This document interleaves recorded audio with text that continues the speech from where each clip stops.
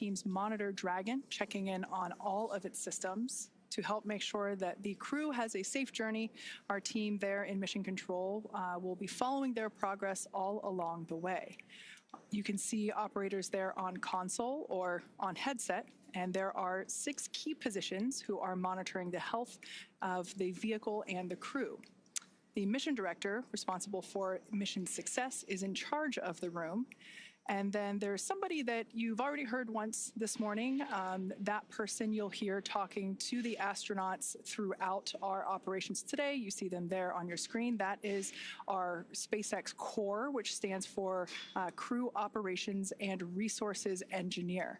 That is the singular voice to the crew. That person is responsible for translating everything that's going on in mission control around them and speaking and delivering those messages efficiently to the crew on board Dragon. Now, the other positions are focused on specific things like vehicle systems and navigation and control, avionics, software, propulsion, life support, and communications with ground segments.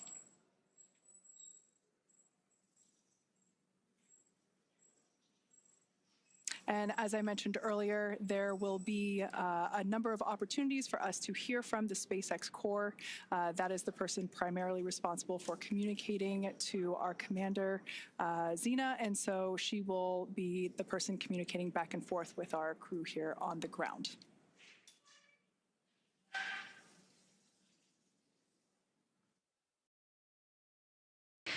Mission Control Houston, on the right side of your screen, is staffed 24 hours a day, 7 days a week, 365 days a year.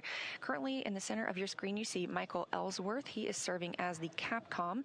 He is very similar to the core, like you have in Mission Control at SpaceX, dedicated to talk to the crew members to streamline the communication, and that keeps the astronauts from needing multiple conversations on different subjects. Again, that stands for Capsule Communicator, but he is not talking with the Dragon spacecraft. This Capcom is speaking with the astronauts living aboard the International Space Station. Capcom sits right next to the flight director, and tonight we have Allison Bollinger on console. The flight director gathers info and data from all flight controllers. There you see Allison in the screen. She leads the team through major milestones and approves or declines suggestions based on pre-established flight rules. We have other key members in the room, like ADCO, who controls the attitude or the orientation of the space station. We also have the VVO, which is the visiting vehicle officer, who monitors and works with external teams sending spacecraft to and from the space station. Of course, we have a flight surgeon who the astronauts get a chance to speak with on a regular schedule on a private conference line. We also have Robo, who works with the Canadarm2 and maneuvers it to complete work outside the space station. When astronauts are on a spacewalk, the Canadarm2 is maneuvered by an astronaut within the station. There are plenty other positions, as you can see, and team members who monitor the station's solar arrays, the astronauts' schedules, and even where every piece of equipment and cargo is stored, because it takes a tough and competent team to make a mission successful.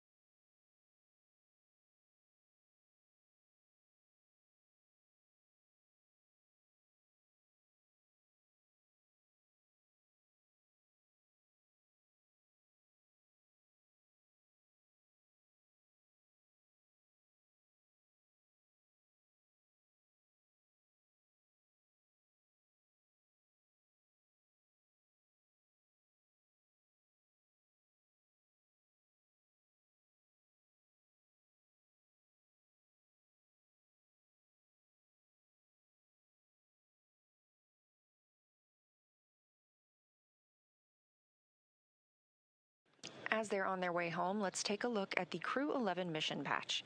This patch was designed by the crew, and its colors celebrate the 3 nations they represent.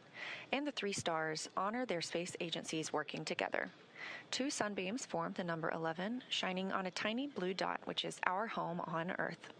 A dragon looks on, which is a nod to both the spacecraft and the spirit of exploration, while a red flame wraps around it all, symbolizing the full journey, launch, life in space, and today, a safe return home. And if you look closely, you'll see a tribute to their children in the stars, which is a reminder that missions like this inspire the next generation.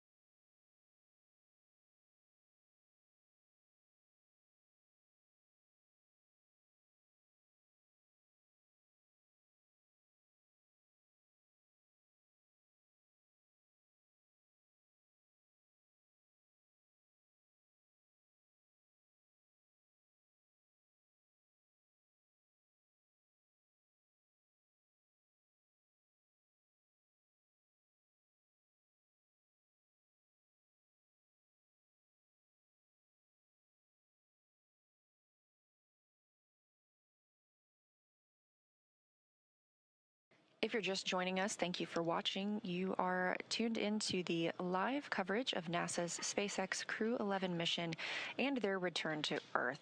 Again, we are expecting their splashdown at approximately 3:41 a.m. Eastern Time, but the next major milestone we're standing by for is the deorbit burn. That's at 2:51 a.m. Eastern Time.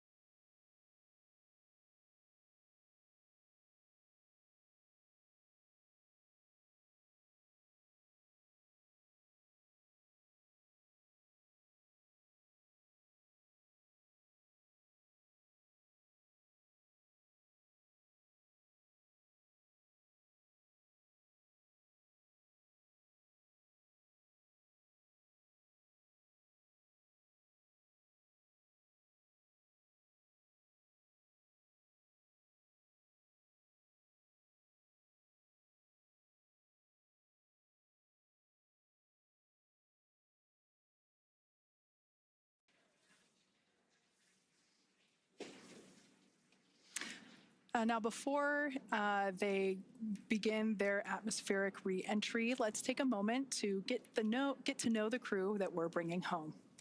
NASA astronaut Zena Cardman is commanding Crew-11. She was born in Urbana, Illinois, but calls Williamsburg, Virginia, her hometown. She's a scientist at heart, with degrees in biology and marine science from the University of North Carolina at Chapel Hill. Before joining NASA, Zena did field work in some of the most extreme environments on Earth, including Antarctica, the Canadian high Arctic, and volcanic terrain in Idaho and Hawaii. She was selected as part of NASA's 2017 astronaut class, affectionately known as the Turtles. Zena was originally assigned to Crew-9, but was later reassigned to command Crew-11 to support changes in station operations. And when she's not training for spaceflight, she enjoys rock climbing, writing poetry, and powerlifting. Next up is your Crew-11 pilot, NASA astronaut Michael Fincke. He's a Pennsylvania native and a veteran of 3 previous space flights, spending more than a year of his life in orbit. He first flew to space in 2004 as a flight engineer on Expedition 9, then returned in 2009 to command Expedition 18, where he helped prepare the station for future 6-person crews. In 2011, he took part in the final flight of Space Shuttle Endeavour, STS-134, logging 3 more spacewalks along the way. Fincke has also been a key player in NASA's commercial crew efforts, supporting development of the Boeing Starliner. He served as a backup pilot for the crew flight test, helping shape Starliner's avionics and software from the ground up, and he co-hosted a launch broadcast. Outside of spaceflight, he's a passionate learner into geology, astronomy, reading, and languages. He's conversational in both Japanese and Russian, which is a skill that comes in handy on the International Space Station.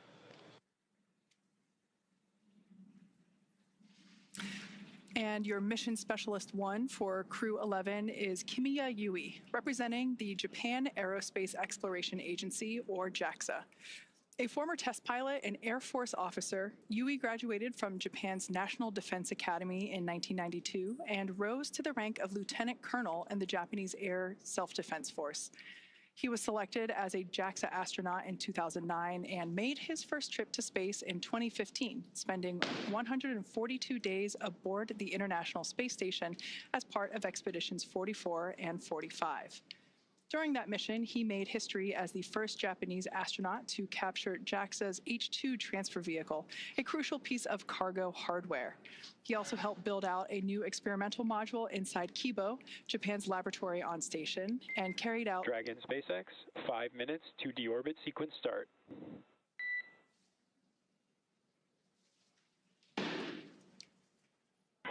Dragon copy. All right, that was SpaceX Core, just letting the crew know that we're about 5 minutes away from the initiation of that 13-minute deorbit burn. Now back to Kimiya Yui.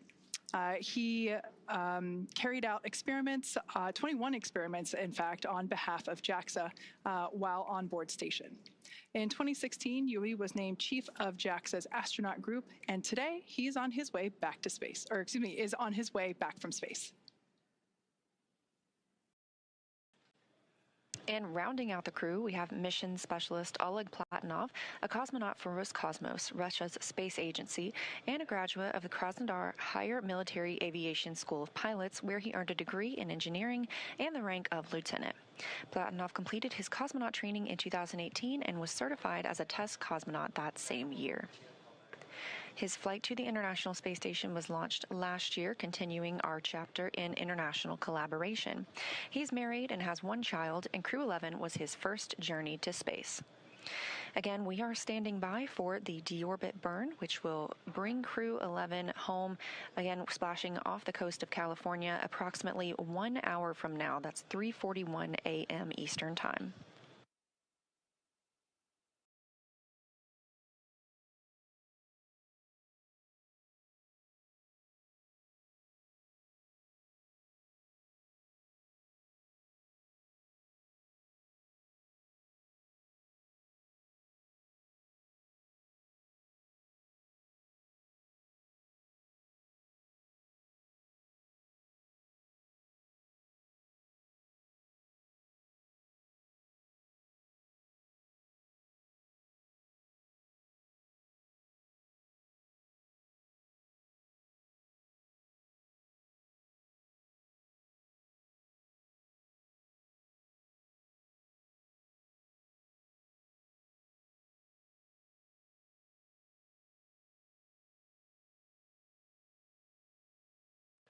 During their time in orbit, Crew-11 celebrated 25 years of continuous human presence aboard the International Space Station.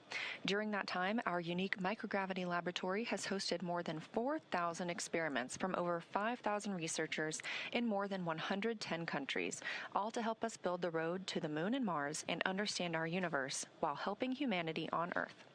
Crew-11 conducted more than 140 unique scientific experiments and technology demonstrations during their stay aboard the orbiting laboratory. Continuing the space station's legacy of groundbreaking science, Crew-11 worked on experiments to understand bone loss and studied bioprinted human tissues to understand or to ensure the health of astronauts on future missions and improve the quality of life for patients on Earth. They worked on the development of long-term storage of cryogenic fluids in space with Earth-bound medical and industrial applications. The team also tested an inflatable capture bag that aims to remove space debris from orbit, protecting future spacecraft and crews, and could also be used to capture samples during exploration missions and enable mining of small asteroids. Let's dive into some of these experiments and investigations. The MABLE-B study investigates how microgravity affects bone marrow stem cells and their secretion of proteins involved in bone formation and loss. Researchers aim to determine whether blocking a bone loss pathway could help prevent that bone loss. Findings may lead to new strategies for combating bone loss both in space and on Earth. MVP Cell 07 studies how bioprinted liver tissue with blood vessels matures in microgravity, focusing on cell behavior and tissue development. Researchers are examining how space may affect the structure and function of these engineered tissues. Results could help advance space-based production of high-quality tissues and organs for medical use on Earth and support astronaut health on future missions. Capture Bag Demo tests an inflatable debris capture bag on the space station, assessing its opening, closing, and ability to stay airtight in microgravity. This technology could be used to remove space debris from orbit, protecting future spacecraft and crew members, and could also be used to capture samples during exploration missions to the Moon and Mars and enable mining of small asteroids. Next up is ZBOT-NC. Many spacecraft use cryogenic fuels, which are extremely cold, for propulsion.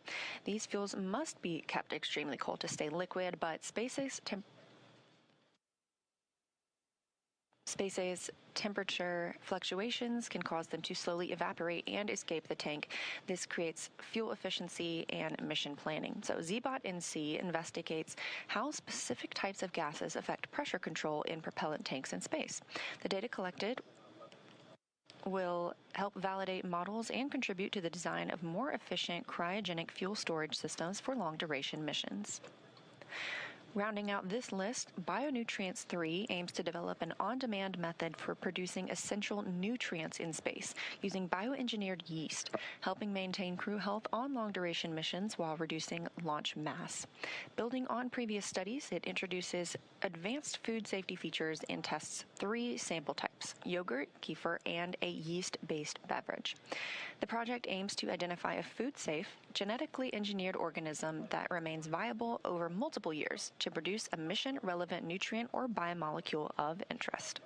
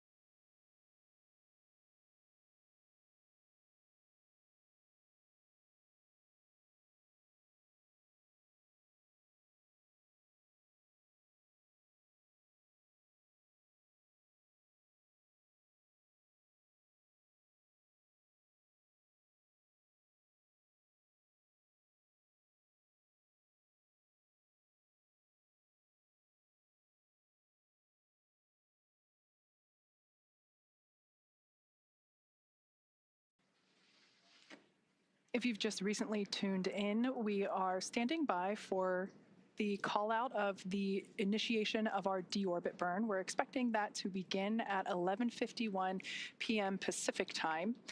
This is a 13.5-minute long burn that positions Dragon for its atmospheric reentry and splashdown off the coast of San Diego. So like I mentioned, we are standing by. That should be coming here in just a couple of minutes as we expect that to initiate at 11:51 p.m. Pacific time.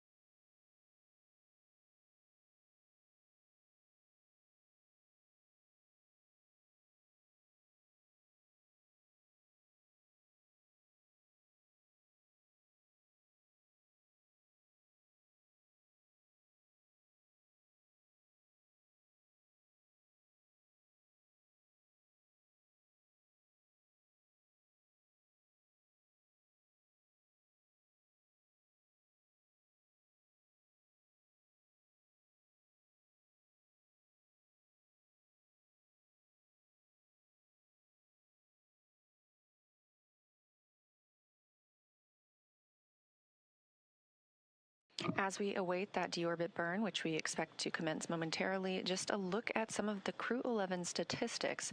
Their mission will last 167 days by the time they splash down, with 165 days spent on the space station. That means they traveled 2,672 orbits of Earth, which is over 70,856,752 statute miles. We're hearing about 30 seconds until that deorbit burn start. During their time in space, this crew saw a total of 5 arriving vehicles and the departure of 3 vehicles.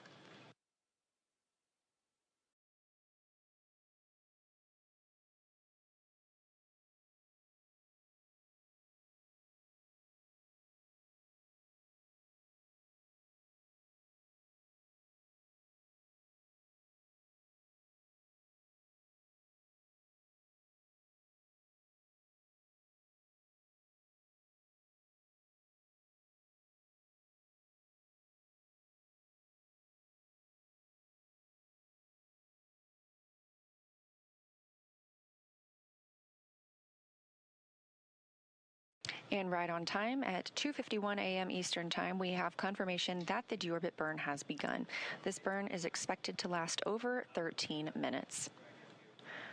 For these return and splashdown operations, the United States Coast Guard, in coordination with SpaceX and NASA, establishes a safety zone to ensure public safety and for the safety of those involved in the recovery operations, as well as the crew aboard the returning spacecraft. Multiple notices are issued to mariners in advance and during recovery operations, and Coast Guard assets may be deployed to discourage boaters from entering the splashdown zones. We want to again stress to all of the public the need to respect this safety zone. Recovering a spacecraft from the water is a hazardous operation, and any other boats interfering increases risk to the astronauts in the capsule, the teams working to recover them from the water, and the safety of those that come too close. Now, for the safety of the crew and your own safety, we would love for you to continue joining us on NASA Plus and the SpaceX webcast, because you're going to get the best views of our astronauts on their journey home.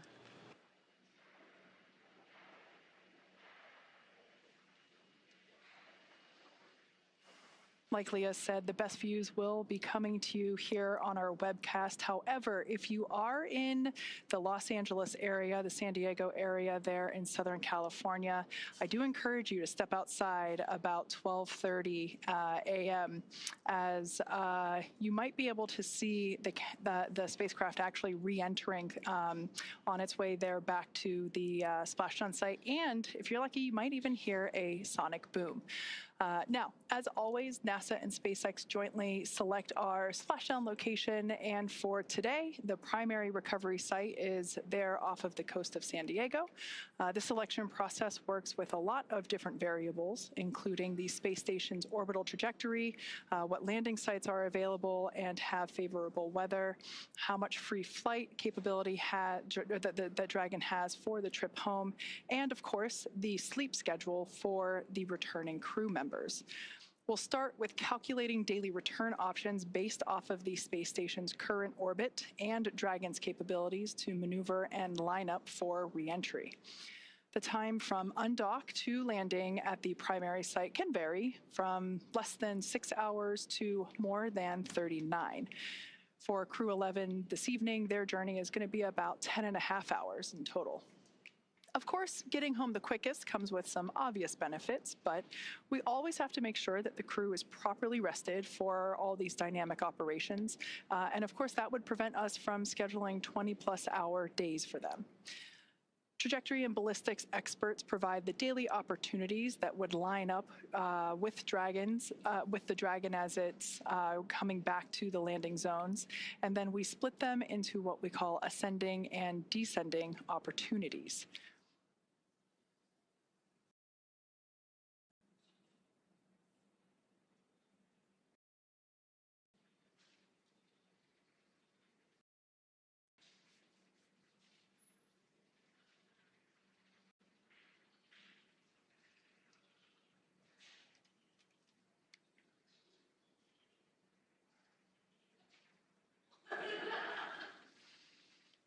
Okay, so we still have a few minutes left to go here in this deorbit burn. As I mentioned before, this is the transition of the Dragon spacecraft from Earth orbit to atmospheric reentry. This is lining the spacecraft up for its precise splashdown location there off the coast of San Diego. So in a couple minutes, in fact, we expect this deorbit burn to conclude at 12:04 a.m. Pacific time. So we will stand by and await to hear the call for nominal burn. When we hear that, that will confirm completion of this deorbit burn for Dragon Endeavour.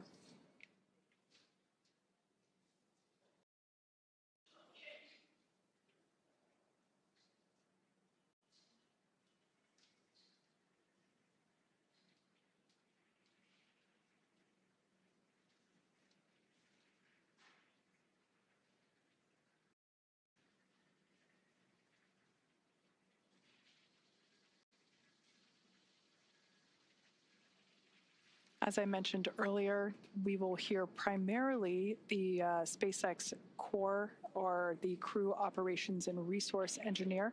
That is the primary role in mission control that is responsible for communicating with the Crew-11 spacecraft. That individual is seated there on the left-hand side of your screen. That is SpaceX Hawthorne Mission Control.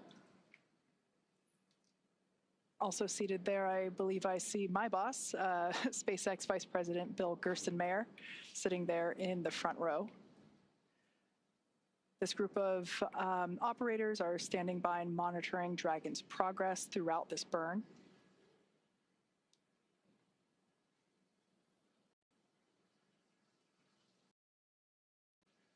Now, this particular maneuver that Dragon Endeavour is performing, this deorbit burn, is utilizing the 4 forward Draco thrusters.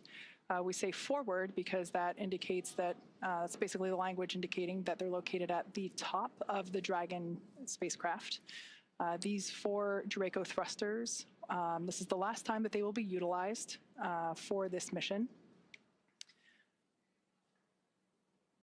Deorbit burn will last for a total of about 13.5 minutes.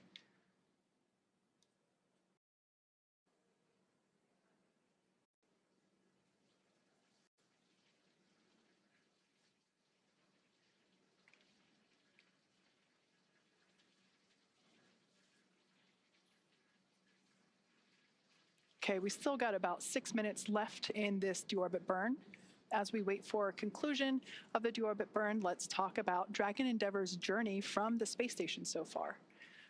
Shortly after its separation, Dragon used its Draco thrusters to move away from the station in a series of carefully choreographed maneuvers, or departure burns, and those were done to increase the distance between the spacecraft and the space station.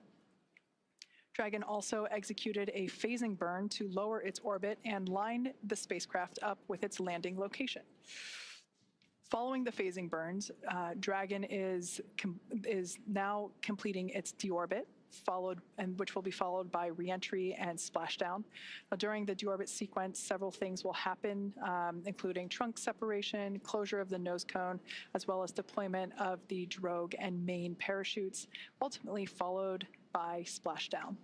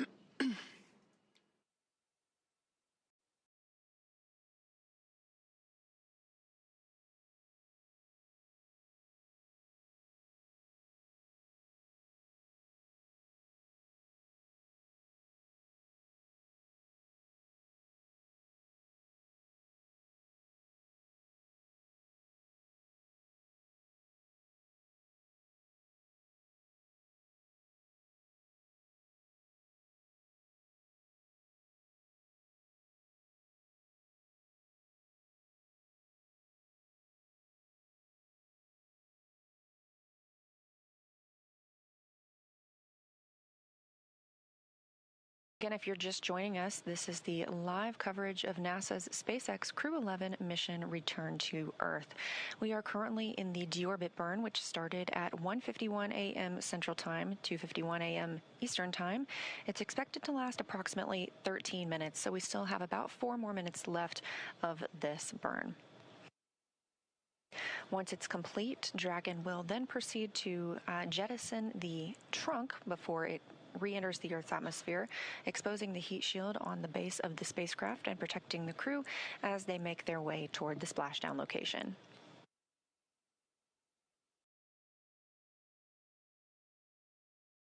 And we are anticipating splashdown at 3:41 a.m. Eastern, 2:41 a.m. Central Time off the coast of California.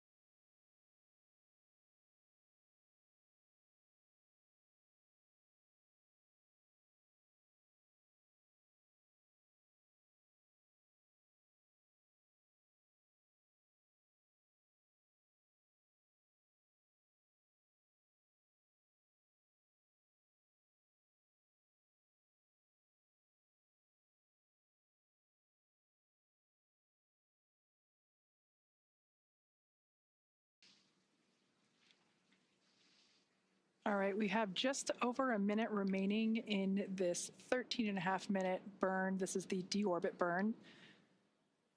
This is the final burn for the forward Draco thrusters. It is placing Dragon on its final trajectory to the splashdown location off the coast of California. We're targeting one of our 3 pre-designated locations. This one will be just off the coast of San Diego.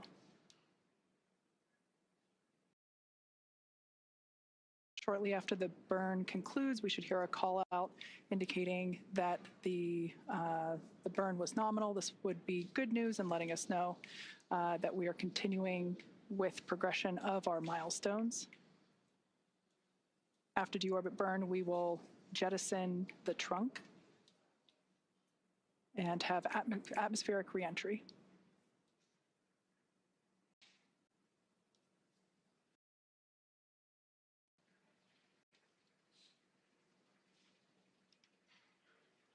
All right, so there's about 10 seconds left in this burn, so we're going to stand by and listen for that call out.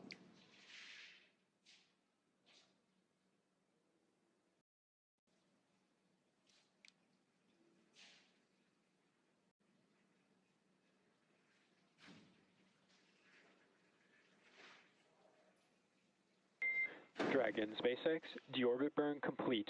Performance nominal. Trunk separation initiated. Dragon copies. Nominal deorbit burn. Trunk separation process initiated. Okay, good words there from SpaceX Core, letting our Crew-11 team know that the deorbit burn was as expected. Now, to prepare for these upcoming events, Dragon is currently doing a couple of things autonomously, such as isolating the thermal control system fluid loops from the radiator. This system is what will help keep the internal temperature of Dragon comfortable during the crew's reentry. Dragon is also initiating separation of the claw mechanism, which will terminate all data, power, and fluid connections between the spacecraft and the trunk, and that is all done in preparation for trunk separation. Nominal trunk jettison. Dragon copies.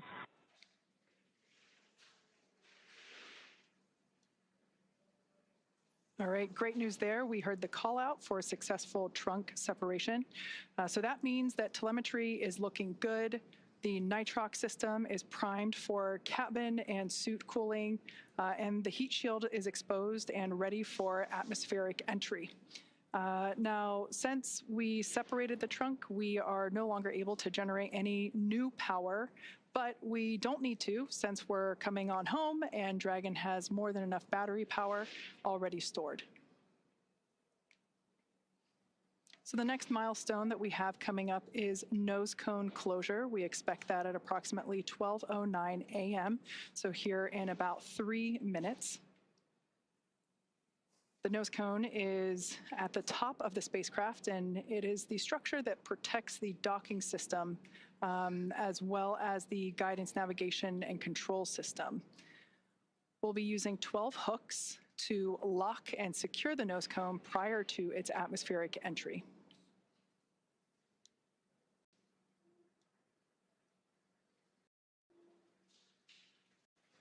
That's right, we are standing by for nose cone closure, expected just a few minutes from now, and as you can tell, things are picking up a little bit more quickly as we prepare for splashdown, again expecting that to come at 2:41 a.m. Central Time, 3:41 a.m. Eastern. So right now, Dragon is inhibiting those forward bulkhead Draco thrusters. We just used those to complete the deorbit burn, meaning they will not fire again, and ensuring it's safe to latch the nose cone for re-entry. The vehicle has, we are also anticipating it to initiate the nitrox suit purge. This helps keep our crew members, Zena, Cardman, Fincke, Kimiya Yui, and Oleg Platonov, cool and comfortable during re-entry, which we're expecting in about 20 minutes. At this point, the nose cone, we are standing by for that closure to begin, protecting that forward hatch for re-entry. And the crew will be able to use their screens to monitor the locking of the nose cone, which is done by that set of hooks. Underneath the nose cone is also the hatch that the crew members use to ingress and egress, also known as enter and exit the International Space Station while the spacecraft was docked. Now, once they splash down, they'll be using the side hatch to exit the spacecraft and onto the recovery ship.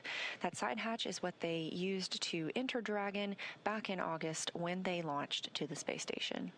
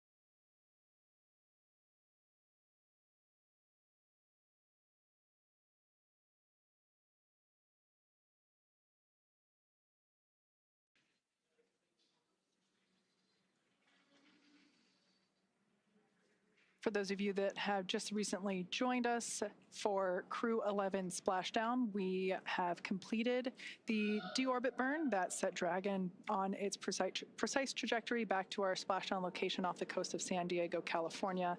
We've also jettisoned the trunk, and we've just closed the nose cone. So these are the final physical changes for the Dragon spacecraft prior to its atmospheric entry.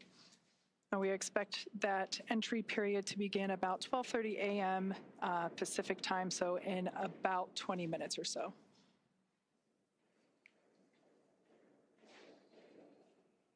We also expect the crew to receive their final entry briefing. This is where the SpaceX core will communicate any changed details, such as timeline shifts to the anticipated loss of signal and acquisition of signal, as well as the entry period.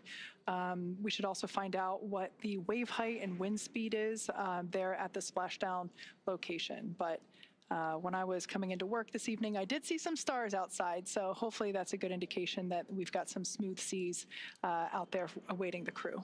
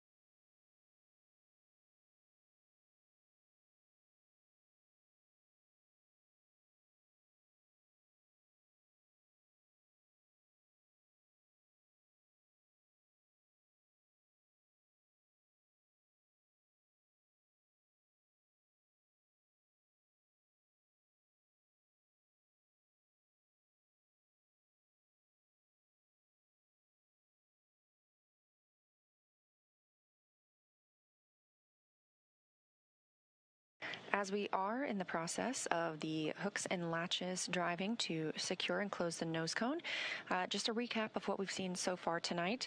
The spacecraft undocked from the International Space Station earlier today. This Crew-11, spent 165 days aboard the orbiting laboratory, but 167 days in space altogether, if you count the time they have spent getting to and from the space station. At 1:51 a.m. Central Time, 2:51 a.m. Eastern, the spacecraft executed the deorbit burn. That was an approximately 13-minute-long burn, committing the spacecraft to coming home and splashing down off the coast of California. We're anticipating that splashdown in less than 30 minutes from now, 2:41 a.m. Central. After the nose cone closes, we will begin seeing our reentry process, and part of that is a communications blackout. We lose communication with the spacecraft. This is an anticipated and tracked milestone as they go through reentry and plasma builds up around the spacecraft itself. We do regain that communications shortly thereafter, and following that, we anticipate seeing drogue parachutes deployed. There are 2 of those, as well as 4 main parachutes, slowing down the spacecraft to a splashdown time of, again, 2:41 a.m. Central Time. So we're just standing by for confirmation of nose cone closure.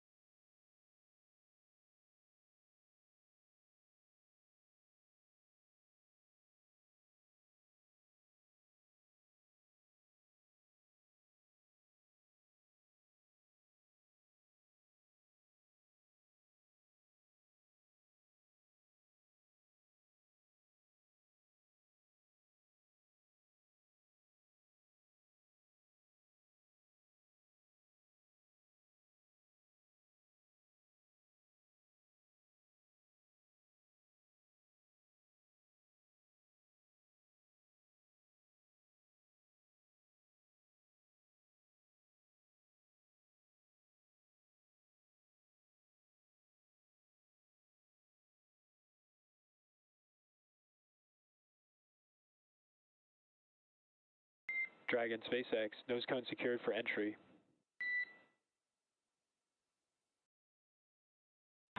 Dragon.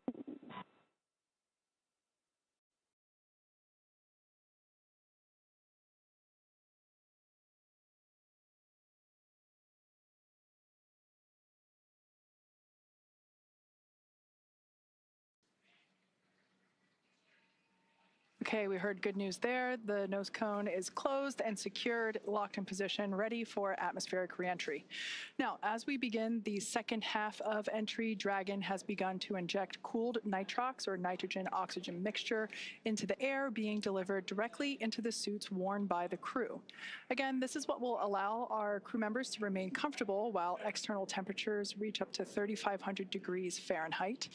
Meanwhile, the heat shield is pointing forward, essentially leading Dragon to our landing site just off the coast of San Diego, which is important as it will be doing a lot of the work during this reentry. So let's talk a bit more about the heat shield.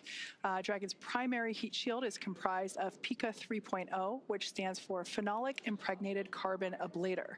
Now, the first gen PICA was actually initially developed by NASA for studying and sampling comets within our solar system. SpaceX partnered with NASA to develop PICA X, which was the second gen product. Dragon SpaceX for entry briefing. Report when ready to copy.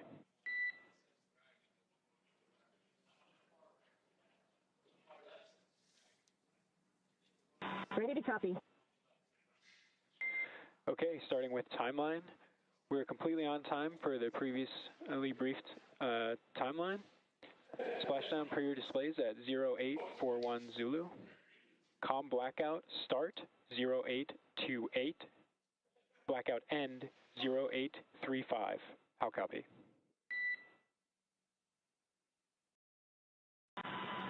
Copy, we are on time for 0841 splashdown per the timeline. COM blackout start 0828, COM blackout end 0835.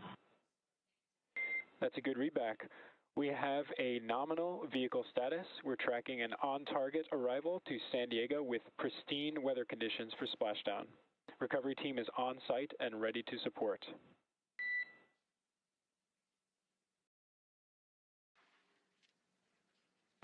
Dragon copy is nominal vehicle, excellent weather, and teams are ready to support. And with that, please report when tablets are secure, restraints are tightened, and visors are down.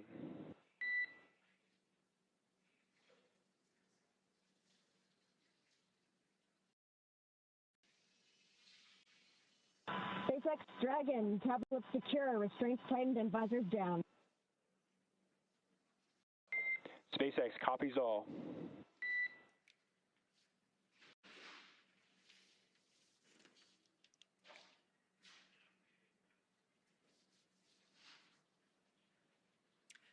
All right, so as expected, that was our entry brief to the crew, letting them know that there were actually no updates to the anticipated timeline this morning. So that's great news. Everything is looking well on timed with our anticipated timeline. So as we mentioned before, we expect our anticipated loss of signal to occur around 12:28 a.m. Pacific. So in just about 8 minutes from now, we will have, we anticipate that signal to be regained, or anticipate that signal to be acquired again at 12:35 a.m.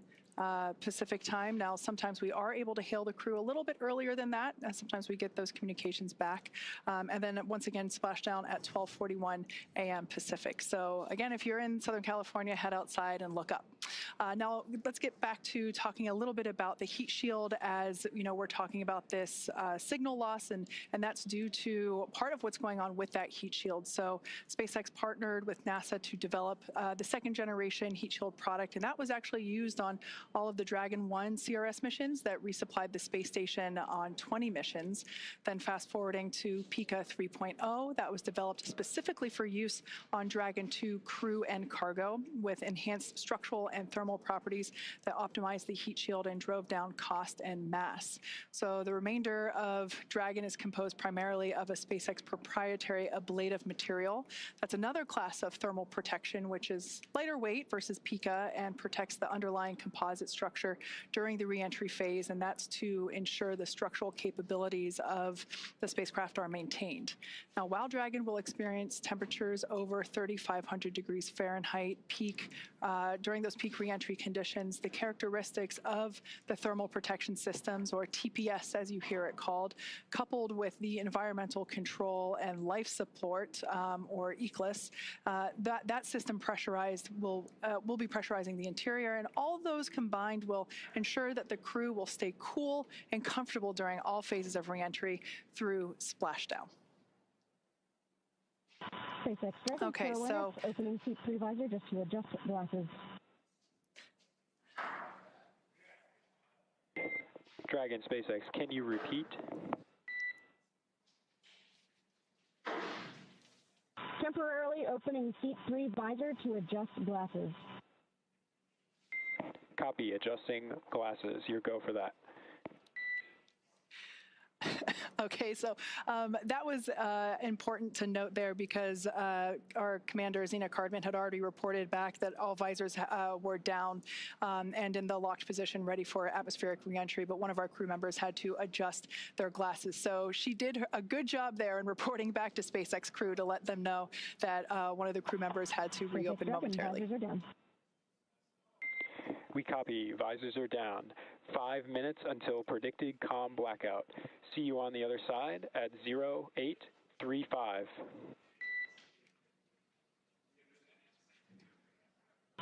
Copy 0835. Talk to you soon.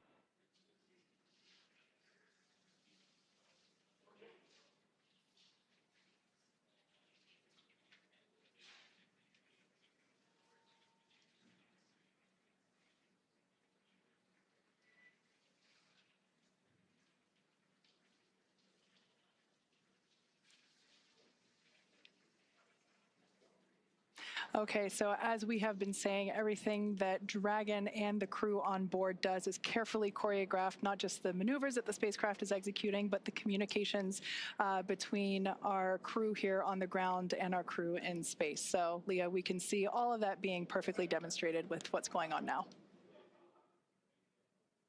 Absolutely, and we are standing by for the reentry portion when we expect to lose communications with the spacecraft, but we will regain that communication after they have begun re-entering the atmosphere. So once Dragon has re-entered the Earth's atmosphere, a series of parachutes will deploy to slow the crew's descent. First will be the 2 drogue chutes, followed by the 4 main chutes to guide Dragon to its first contact with Earth since launching in August.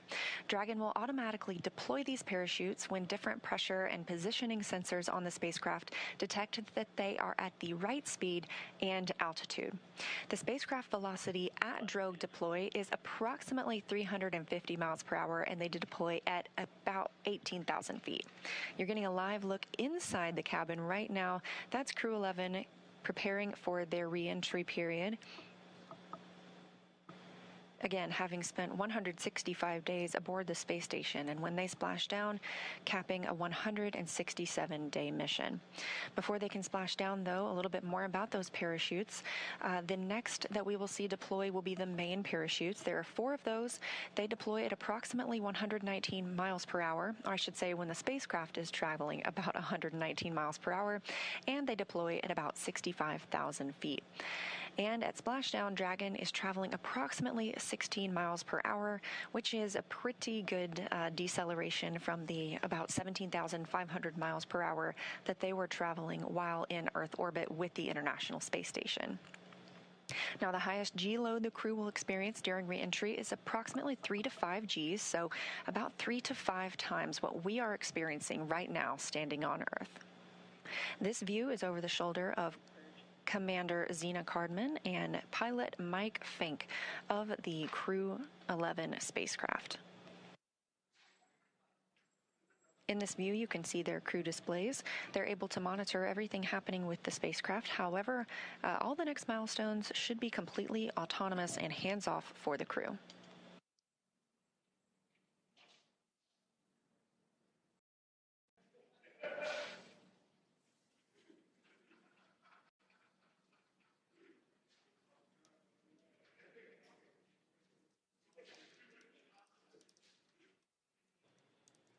We can preview the fact. And we just heard that the crew is in entry attitude, and we are anticipating losing this view and losing our audio communications with the crew in just a minute or so as they enter this entry interface. They'll be traveling and experiencing heat outside the capsule at approximately 3,500 degrees Fahrenheit. And as they are traveling and re-entering Earth's atmosphere, a plasma builds up around the capsule that prevents us from communicating back and forth with the crew. We expect to regain communications with them about 7 minutes later, but we're still getting great views right now.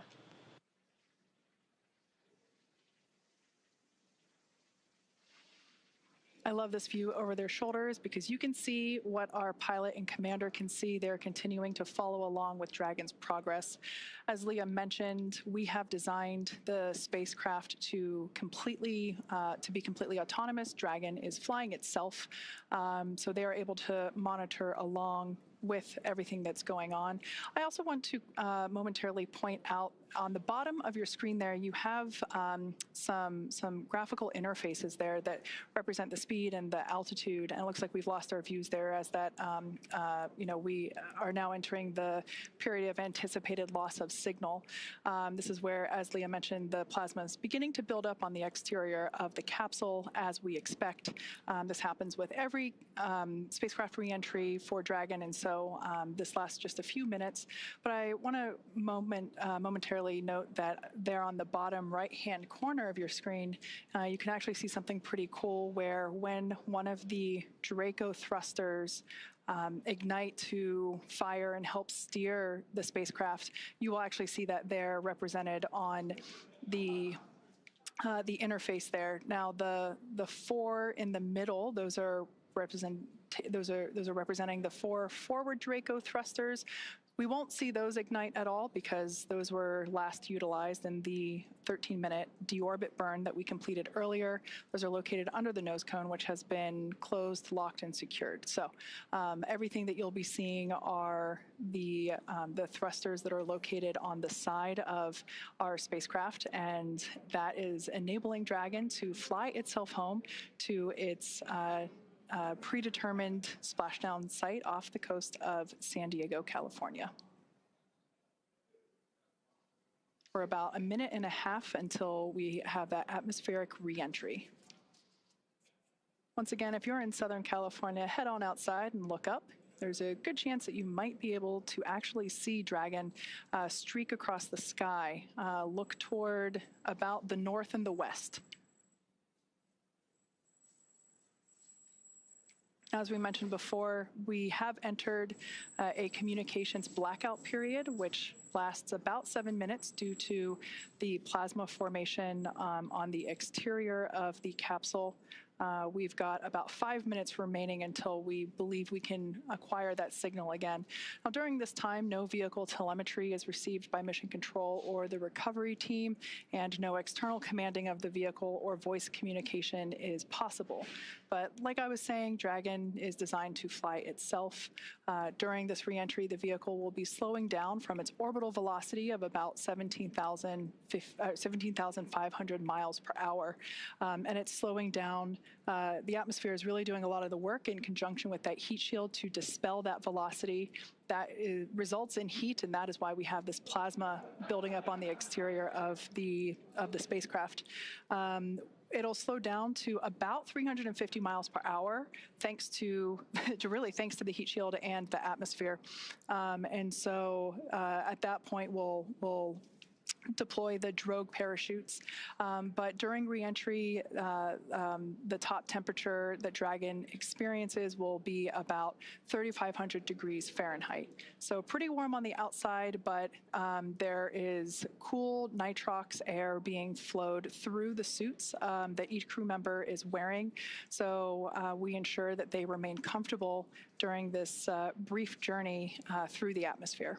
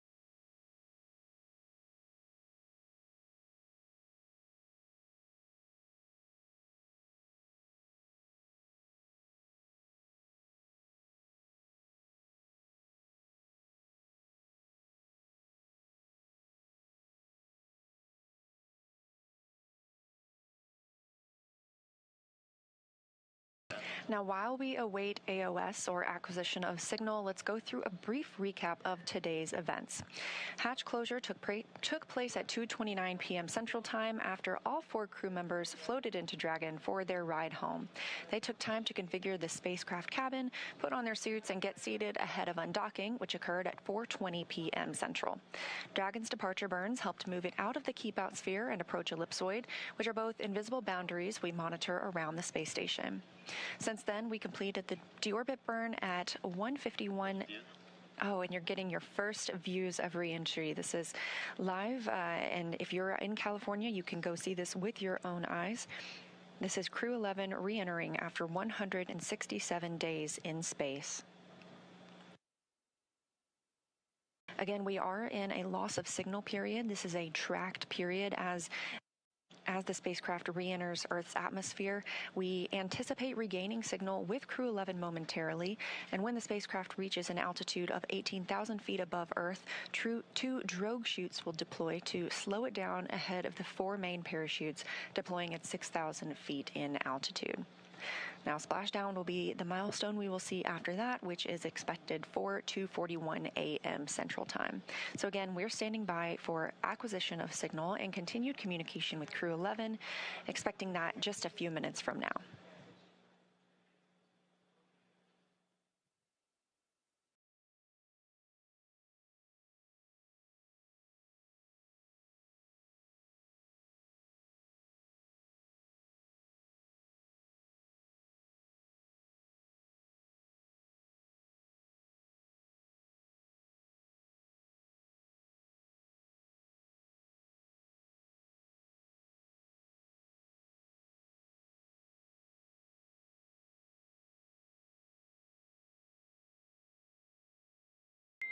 Dragon SpaceX, comm check.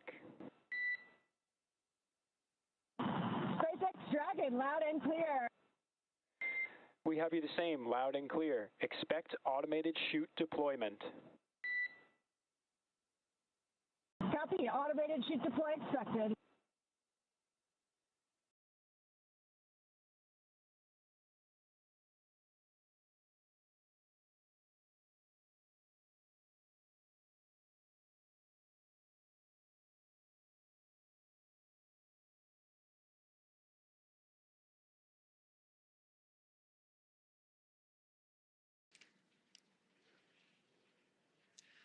All right, so there we heard that we had confirmation of that acquisition of signal, or AOS. It actually came in a minute early, so that's good news there.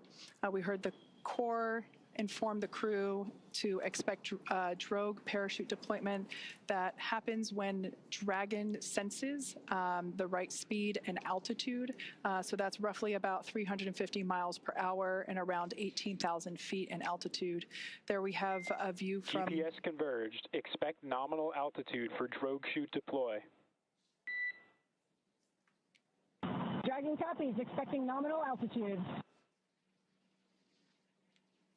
So we'll have that drogue deploy in about a minute from now, but we have our first views from the WB-57. This is a high-altitude tracking plane that is providing these thermal signatures via infrared. This is really cool to see here as we continue to track Dragon on its way back to planet Earth.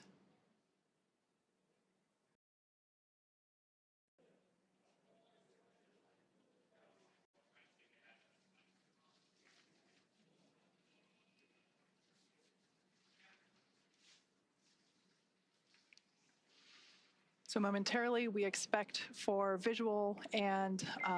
Brace for drogue window. Crew is braced.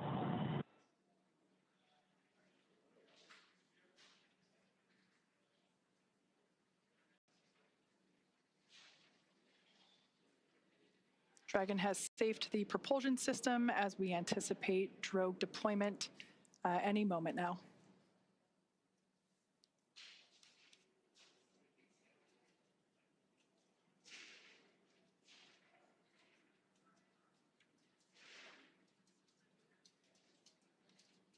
Drogue parachutes are utilized to stabilize and decelerate the vehicle further prior to deployment of the main parachutes.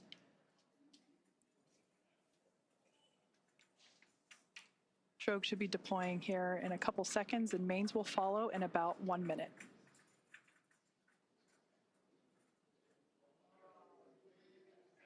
There we have visual confirmation of drogue deploy. Visual, 2 healthy drogues. Kind of a cool shot. Copies. I think we had the recovery vessel in the background there just momentarily. Main parachutes deploying in about 20 seconds.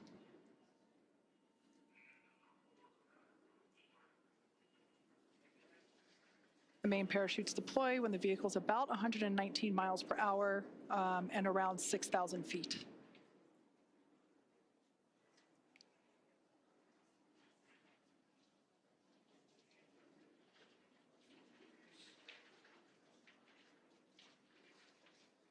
There we can see visual confirmation of deployment of the 4 mains. Visual, 4 healthy mains.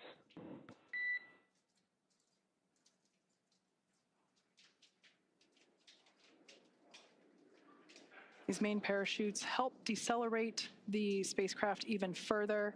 So they deploy around 119 miles per hour, and they'll decelerate it down to about 15, 16 miles per hour, and that will be the speed in which the spacecraft is traveling upon splashdown. Once again, we're anticipating splashdown at 12:41 a.m. Meters. Copy, 1,000. We'll now begin to hear Crew-11 Commander Zena Cardman call out the altitude from her seat there in Dragon Endeavour.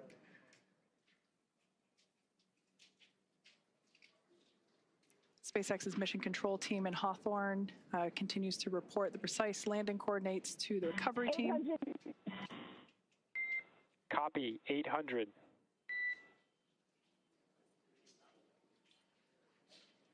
Those main parachutes now fully reefed or inflated. We ensure that the parachutes inflate over a few seconds to help reduce the shock to the system. 600 meters. Copy, 600.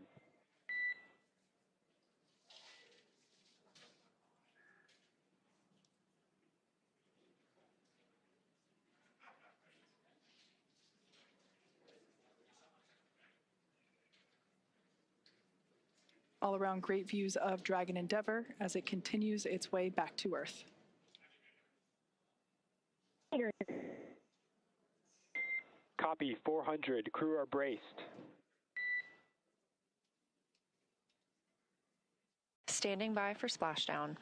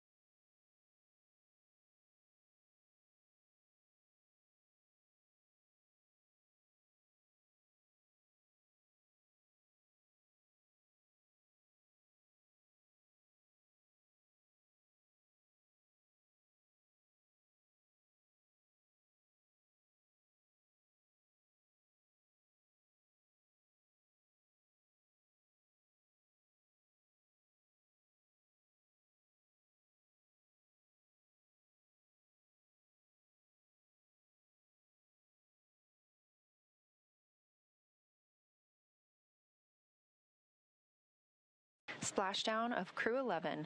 After 167 days in space, Dragon and NASA astronauts Zena Cardman and Mike Fincke, Kimiya Yui of JAXA, and Roscosmos cosmonaut Oleg Platonov are back on Earth.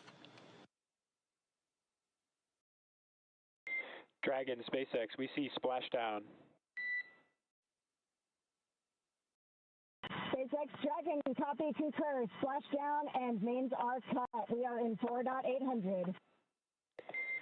SpaceX copies, and we see the same. Mains cut. On behalf of SpaceX and NASA, welcome home, Crew-11. SpaceX Dragon, it's so good to be home. With deep gratitude to the teams who got us there and back.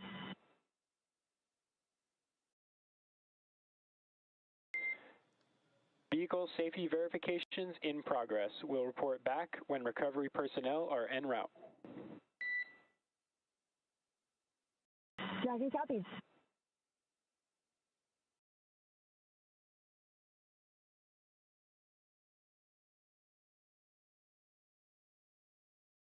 Again, we have splashdown of NASA's SpaceX Crew-11 mission, a 167-day mission, 165 of those being spent on board the International Space Station, now splashing down off the coast of California.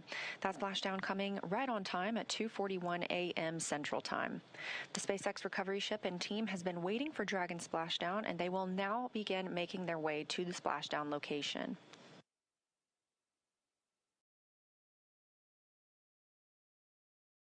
It looks like we even have a couple of visitors around the spacecraft. If you look very closely, you might even see some dolphins.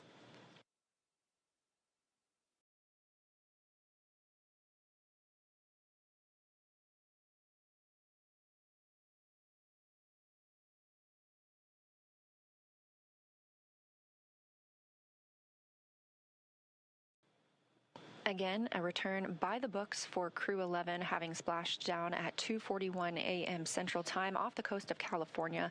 We will now begin moving into the recovery process. We'll see the boats begin to approach and inspect the spacecraft by checking for hypergol and other ordnance checks.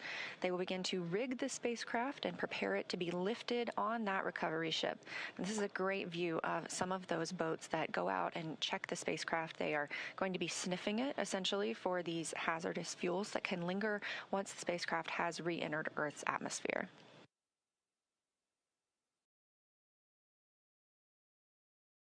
SpaceX Dragon, 4.800, Section 3. We are in Stable 1. SpaceX copies. Stable 1.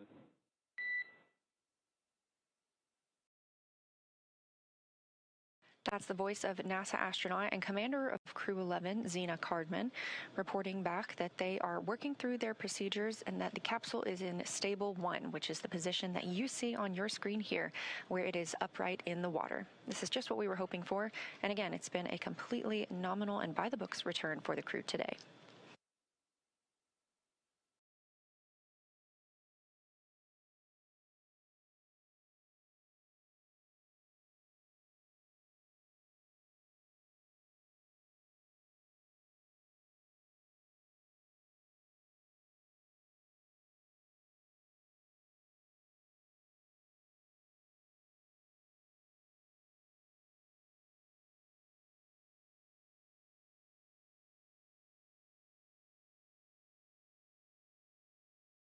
This is a live view of Crew-11 aboard Dragon from the SpaceX recovery vehicle, or from their SpaceX recovery ship.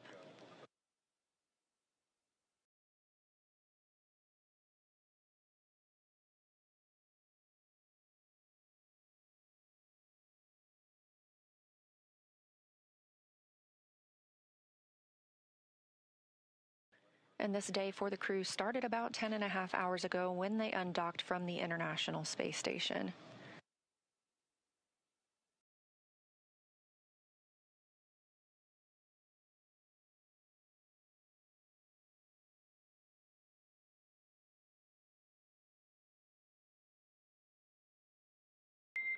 SpaceX Dragon, recovery SpaceX. teams have been given the go to approach. SpaceX is go for recovery personnel to approach. Expect personnel alongside in 1 minute. Copy, 1 minute. Thank you.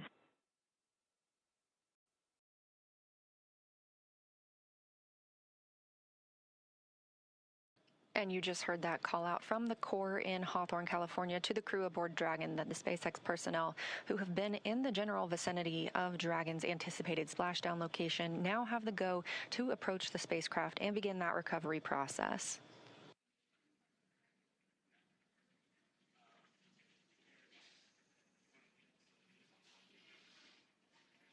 All right, so as we heard, we are now standing by for recovery of the Dragon Endeavour spacecraft with NASA astronaut Zena Cardman and Mike Fincke, Kimiya Yui of JAXA, and Roscosmos cosmonaut Oleg Platonov, who are inside that spacecraft that you see there. Now, Dragon has already, I would also like to point out, we've got some folks here are approaching the spacecraft now that they have gotten the okay for the approach. They're on some fast boats there. This is the SpaceX recovery team. Personally, one of my favorite teams to work with here at SpaceX. They're a really scrappy crew, and they're going to work really quickly here to get the Crew-11 team out of the water.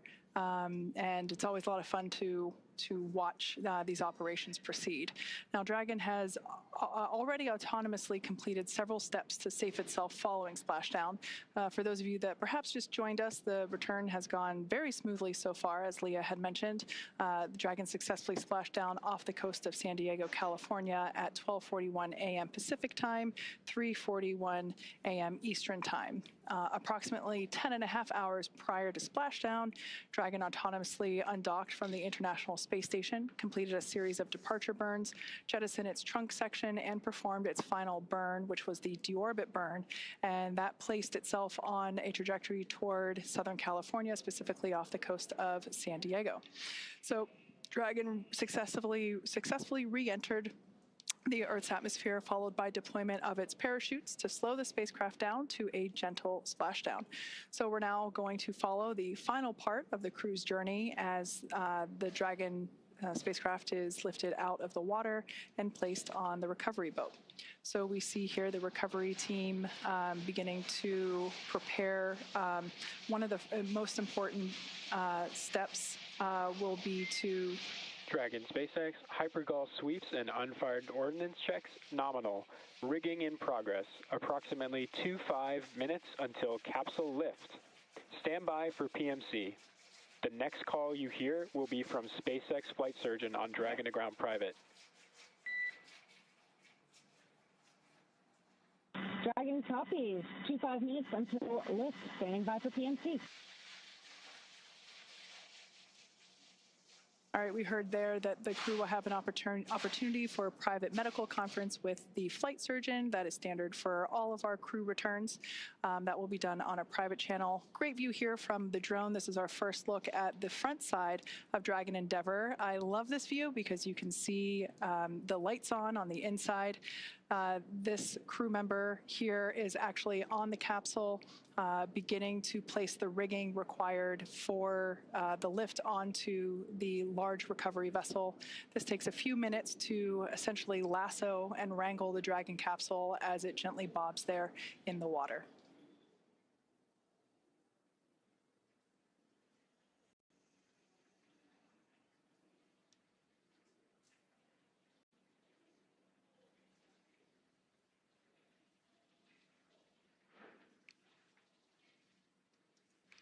Not in the picture, there is another fast boat that is recovering the parachutes from the water. Those were automatically cut or released from Dragon upon splashdown, and we retrieved those from the water. This fast boat here is helping to assist the rigging of the required straps and equipment for the spacecraft recovery.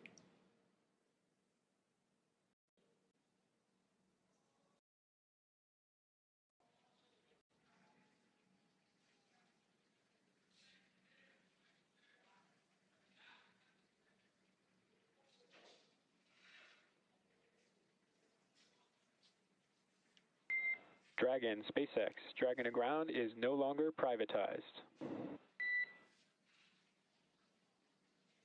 Dragon copies.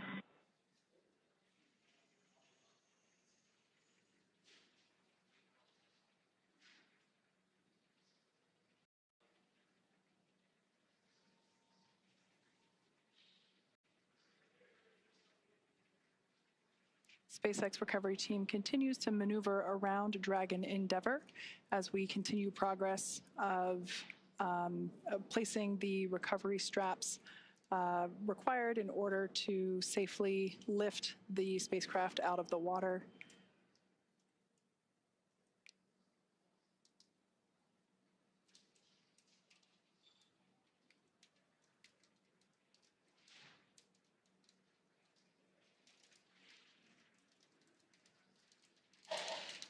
Something we heard called out earlier prior to the closest approach that we see now was completion of the safety sweeps That was just indicating that the recovery team performed the required checks to ensure that there weren't any unfired pyros, which are used to... Dragon, be advised, transitioning forward link.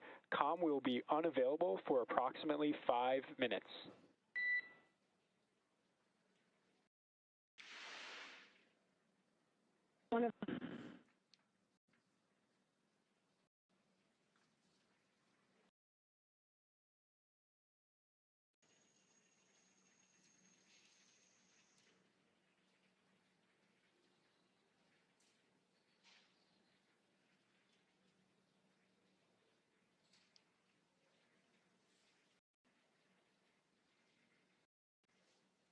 Earlier, prior to atmospheric reentry, we heard SpaceX Core report to the crew during the, during the entry brief that recovery conditions were almost pristine, and he was not joking.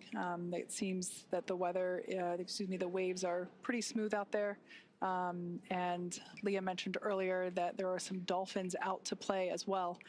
Perhaps we might be able to get to see those as the recovery vessel gets a little closer to the spacecraft.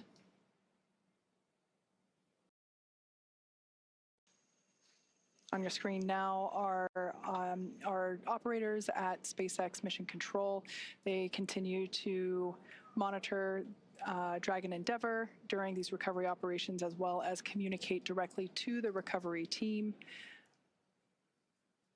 Everything is carefully coordinated within our procedures, and here you see folks that are responsible for individual portions to ensure that everything is executed as planned.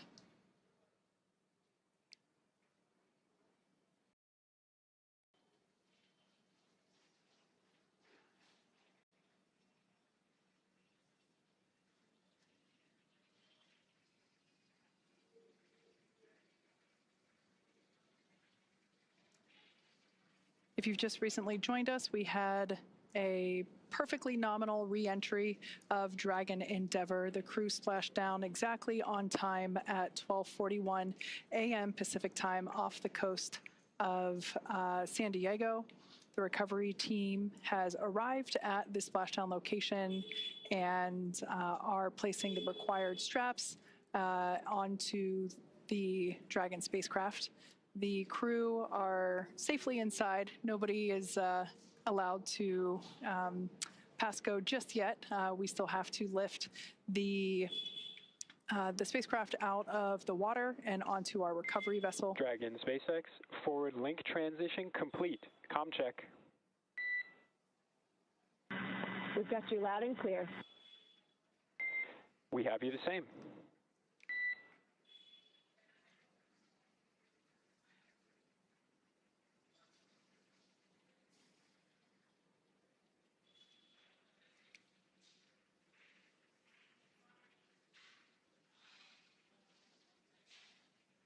Hopefully we'll be able to bring those views of the recovery team back.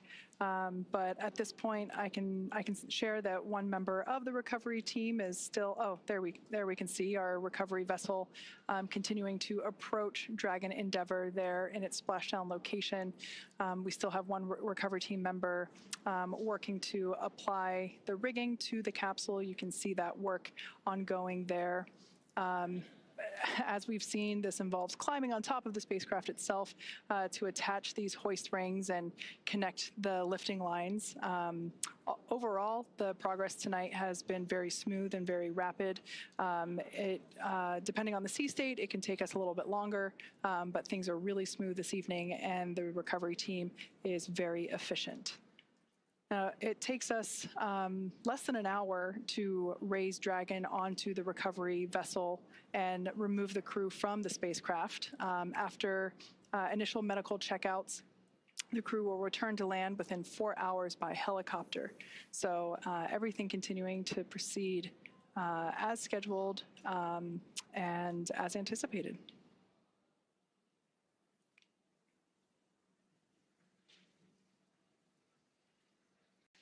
The ring that you see there on the deck of the, of the recovery vessel, that is what we refer to as the nest. That is where the Dragon Once lifted out of the water using the hydraulic lift there at the aft end of the recovery vessel, the Dragon spacecraft will be lifted and placed into that nest, and that nest will then be translated forward on the recovery vessel up to where the egress, the egress bay is located.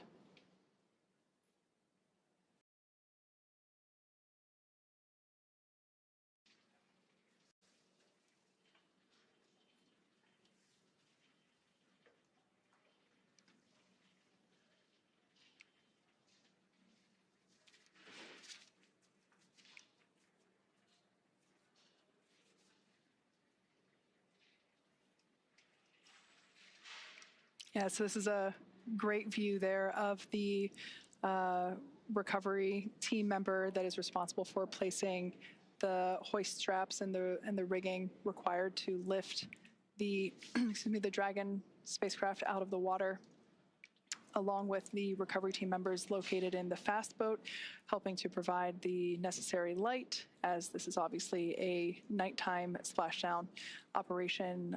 We've done several of these before. As you can see there, the sea state is super calm, and I'm assuming some really nice conditions to be working in right now. Over time, we can see the primary recovery vessel. This is our recovery vessel Shannon, named after, of course, Shannon Walker, who flew on Crew-11. She is the first female astronaut to fly in our Dragon spacecraft. So we have this vessel named after her. And we can see Shannon slowly but surely getting closer and closer to Dragon Endeavour as it patiently waits there in the glass-like water.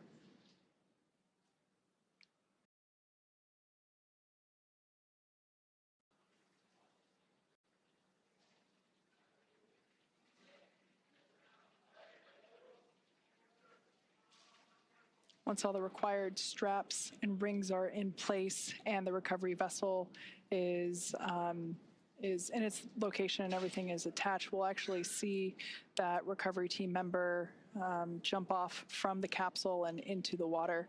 It's one of my favorite moments of the recovery process.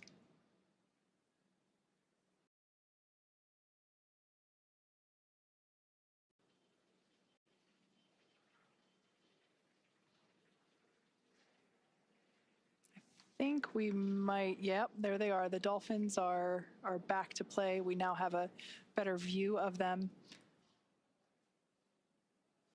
I'm sure they're very intrigued by all the lights that are in the area here in the middle of the night in Southern California.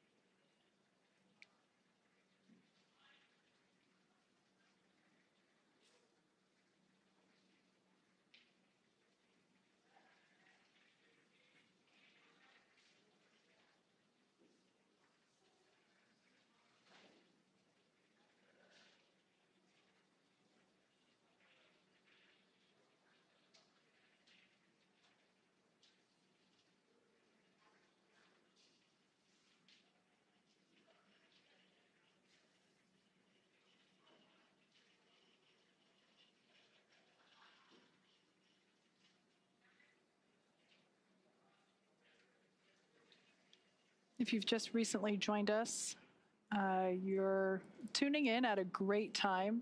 We're in the final phases of the Crew-11 return to Earth. They had an on-time splashdown at 12:41 a.m. Pacific time, 3:41 a.m. Eastern time. And as you can see, recovery operations are proceeding very well. everything is going according to plan, or as we like to say around here, nominal. And we can see the recovery vessel continues to approach Dragon Endeavour, and the recovery team there on the vessel standing by as we await the hoist of the Dragon spacecraft onto the aft end of the vessel.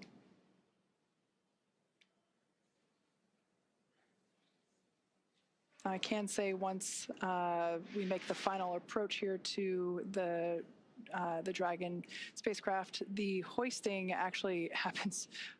It always takes me by surprise just how fast it is, because you can't really see the full size of the hydraulic lift or hoist there at the aft end of the recovery vessel, but it's pretty big and pretty strong. So we're able to lift the spacecraft out of the water. We can see there that the lines, the guidelines are attached, and they're going to line everything up here for the final approach and ultimately the lift into the nest there located at the back of the vessel.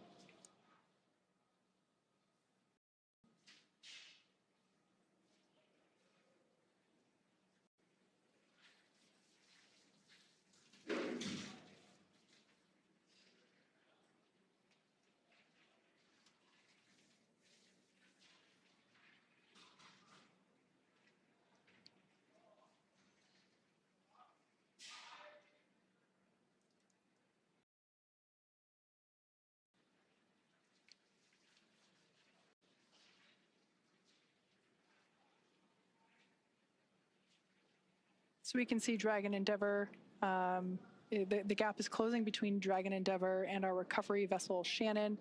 Once again, we had an on-time splashdown off the coast of San Diego, California, that occurred at 12:41 a.m. Pacific time. All 4 crew members of Crew-11 are still in our Dragon spacecraft. Moments ago, when the spacecraft was turned the other way, we could actually see Dragon SpaceX. Rigging complete. Approximately 5 minutes until capsule lift. Dragon copies, 5 minutes to lift.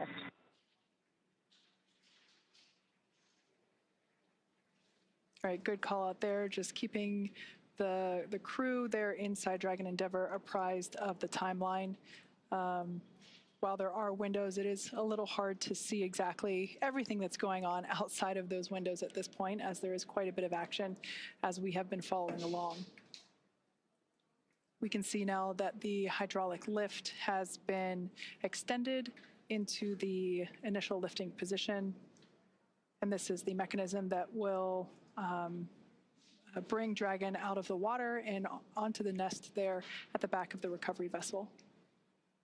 We'll also see the recovery team member. I think you can still, yeah, you can still see them there on the front.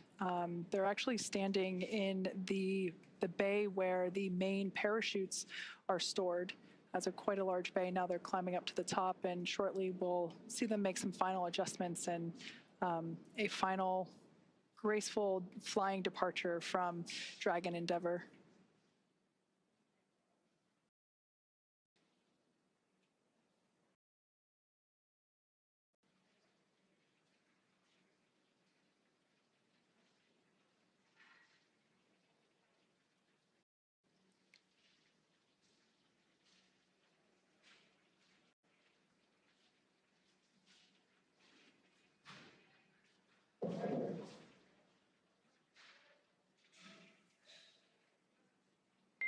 Brace for capsule lift.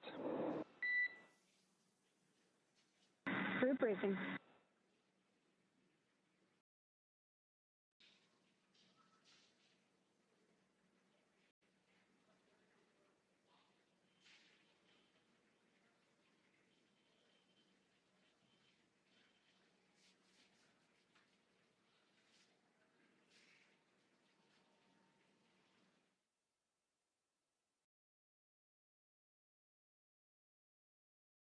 Now, as you can see, the recovery teams are preparing to lower the vessel's hydraulic lift mechanism, and that's going to bring the spacecraft into the on-deck translation system, also known as the nest. Dragon will remain in the nest during crew extraction and then for the journey back to port.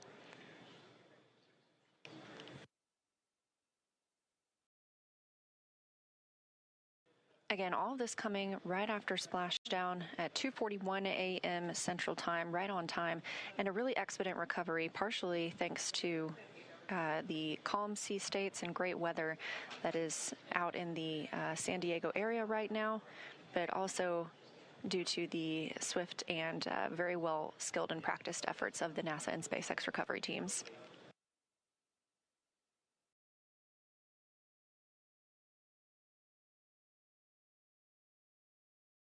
The spacecraft is now being lifted. It'll be set on the nest and centered.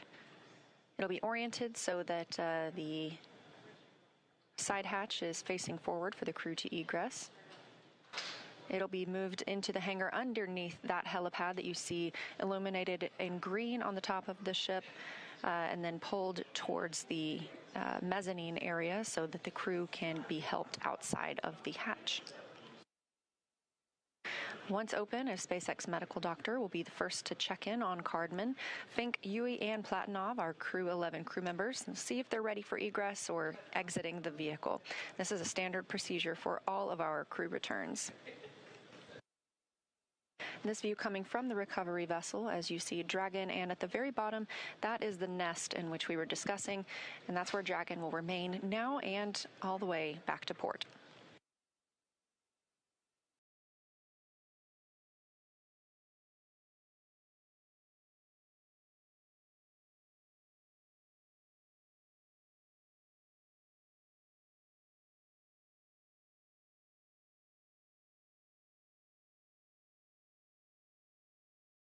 You can also see, facing forward, that is Dragon's side hatch we were discussing. This is the same hatch they used to enter the spacecraft on launch day in August. And of course, this is different from the top hatch. You can not see that because it's underneath the nose cone at the very top of the spacecraft. We've been following along all the way through deorbit burn and nose cone closure tonight. That top hatch underneath the nose cone is what the astronauts and cosmonaut used to enter and exit the International Space Station while Dragon was docked. So before we open this side hatch, the spacecraft's cabin pressure must be equalized with the outside environment. And of course, once that hatch is open, this will be the crew's first breath of fresh air back on Earth since boarding their spacecraft at the start of their journeys back in August.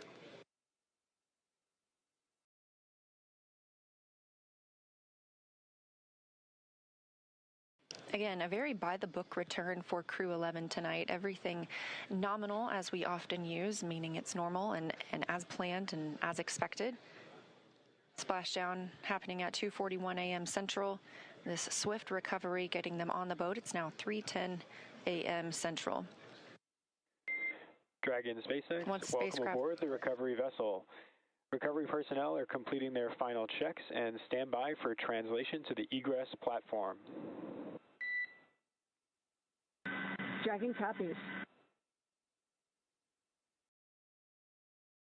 Now that voice speaking with the astronauts and cosmonaut on the Dragon spacecraft is still coming from the core in SpaceX Mission Control in Hawthorne, California. These team members are making sure that all thrusters are covered before they begin to maneuver the spacecraft toward that egress platform.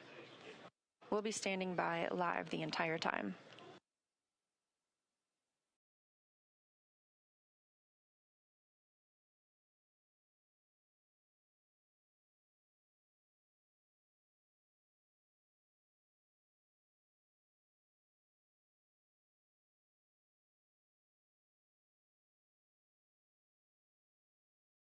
This is the 6th flight of this spacecraft. In all, Endeavour has flown 9 NASA astronauts, 3 visitors to the International Space Station, 2 Roscosmos cosmonauts, 1 retired NASA astronaut, 1 ESA astronaut, and an Emirati astronaut from the UAE to and from the International Space Station.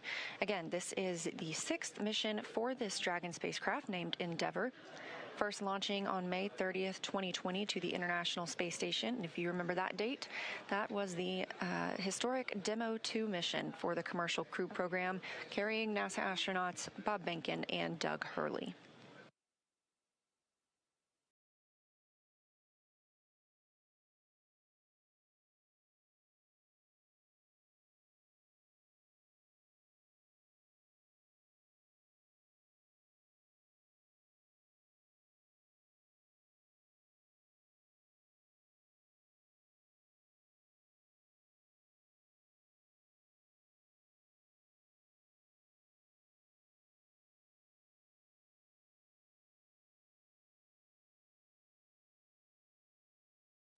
What you're seeing here are SpaceX team members. They are preparing the vehicle to be moved to that egress platform, making sure everything is safe, that the rigging is properly attached. This is really the final ride on Dragon for these Crew-11 crew members. One short trip to this egress platform, and then they'll begin being assisted out of the spacecraft. Completely normal procedures for all of our returns.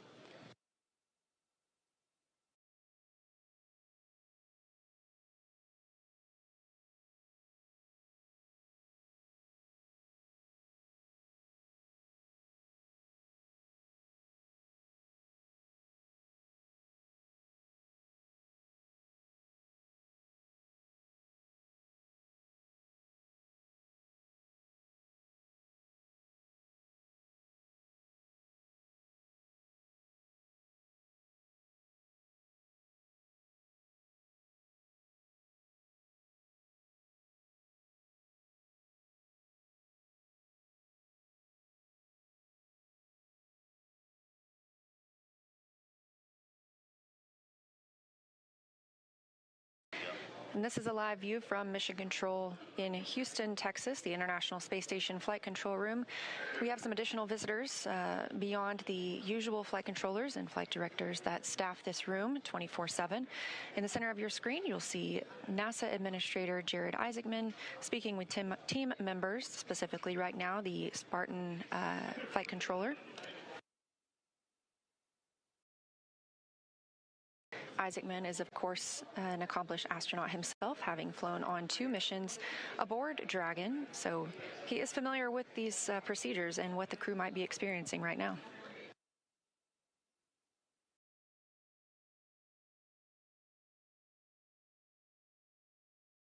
Back on the recovery ship, the teams continue to prepare to move Dragon to that egress platform. We'll get ready to officially welcome home the Crew-11 astronauts and cosmonaut.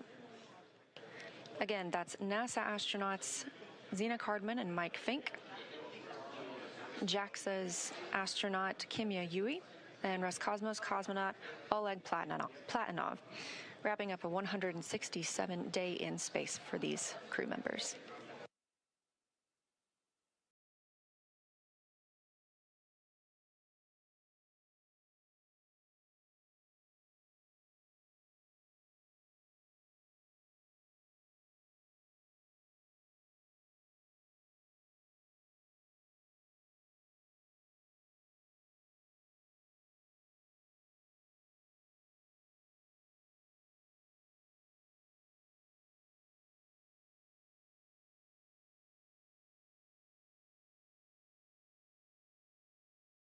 Again, if you're just joining us, thanks for tuning in. This is the live mission coverage of NASA's SpaceX Crew-11 mission returning from the International Space Station back to Earth. As you can see, this is the Dragon spacecraft, and splashdown occurred at 2:41 a.m. Central Time, right on time.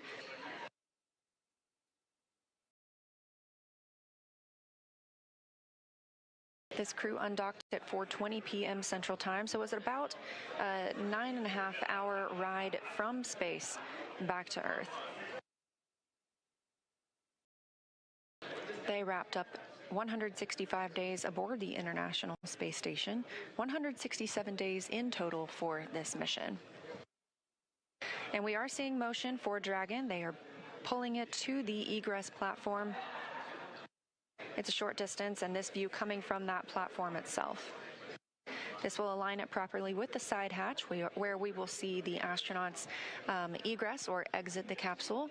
They will be assisted after being checked on by a medical doctor, and this is standard procedure for all of our returning crews.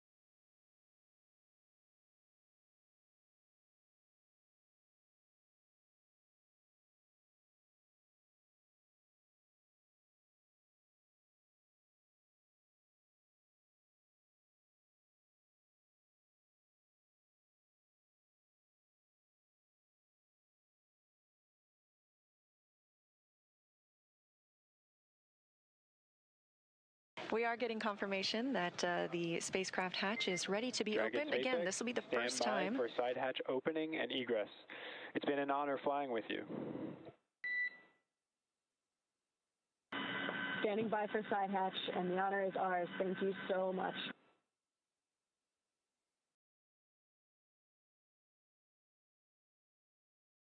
Good words from the Corps in SpaceX Mission Control to the crew. Again, with this side hatch open, this is the first breath of fresh air that this crew has gotten in 167 days since their launch back in August.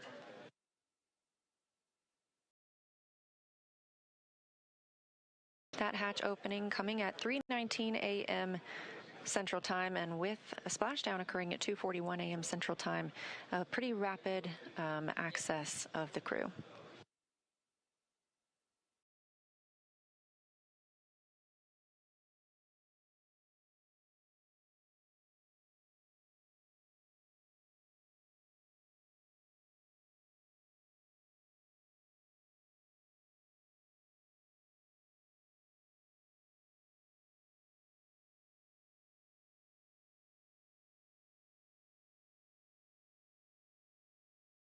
As previously discussed, the first team member to check on the crew is a SpaceX medical doctor, just giving them a once-over, making sure everyone's feeling all right and ready to exit the spacecraft. This is something we do with all crew members who return.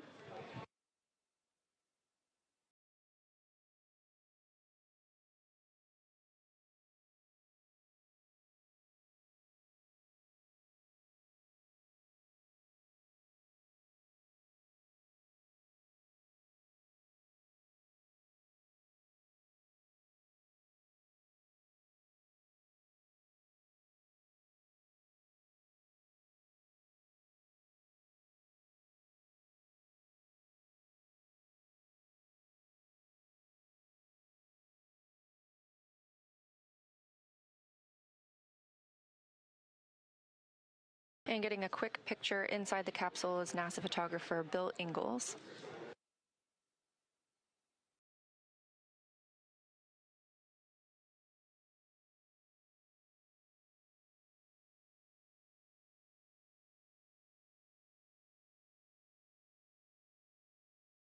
Hey, there's your live view inside Dragon Crew-11 back on Earth after 167 days in space.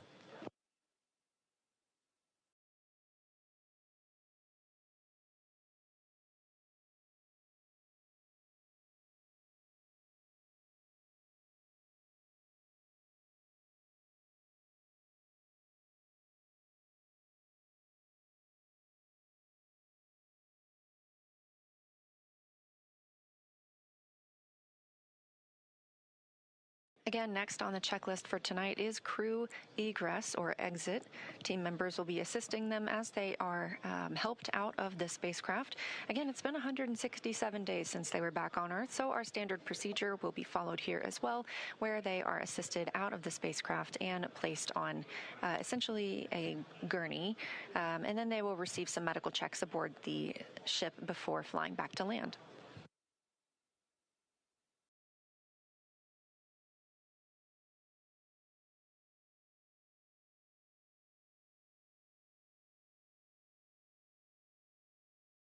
Team members inside the spacecraft from SpaceX's recovery team are helping remove some of those extra items that are in the spacecraft. You just saw the footrests being handed off. This will just make it easier for us to bring the crew out of the spacecraft.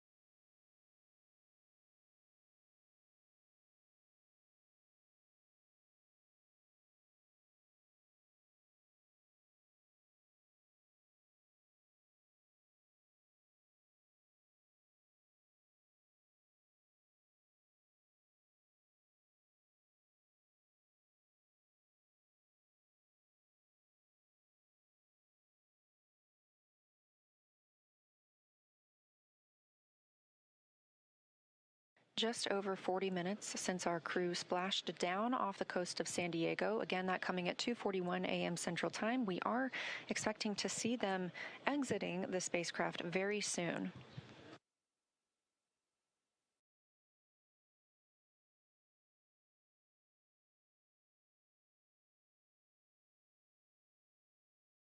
That's the chair the crew members will be helped into and moved back for their initial medical checks.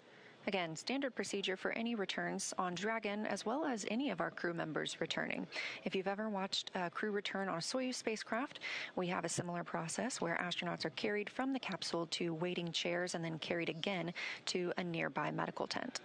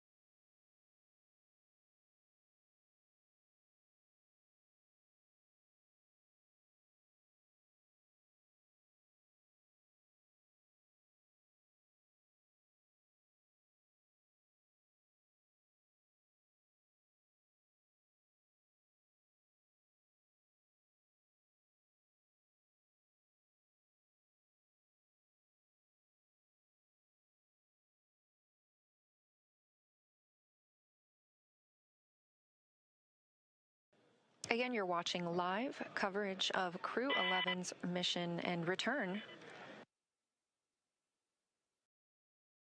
from the International Space Station, having undocked at 4:20 p.m. Central Time on January 14th, just yesterday, and splashing down at 2:41 a.m. Central Time today, January 15th. We are now just awaiting the crew to be helped out of the spacecraft.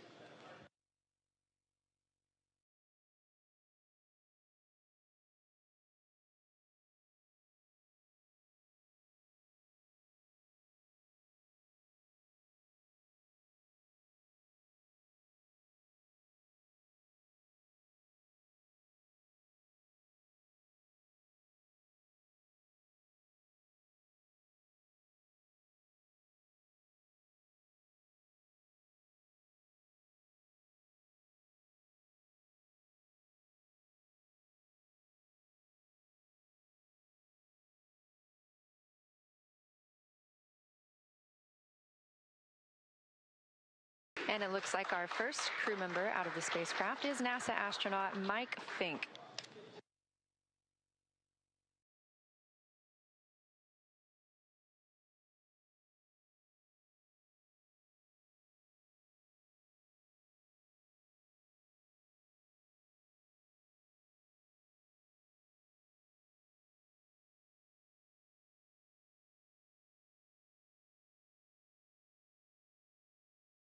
Yes, that's the pilot of the Crew-11 mission aboard Dragon.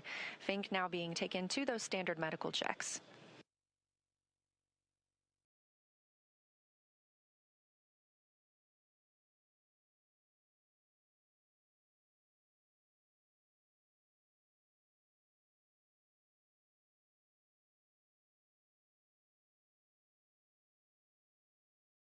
And since we just saw Mike Fincke, it's worth noting he now has 549 total days in space. That's the fourth all-time most days for NASA astronauts.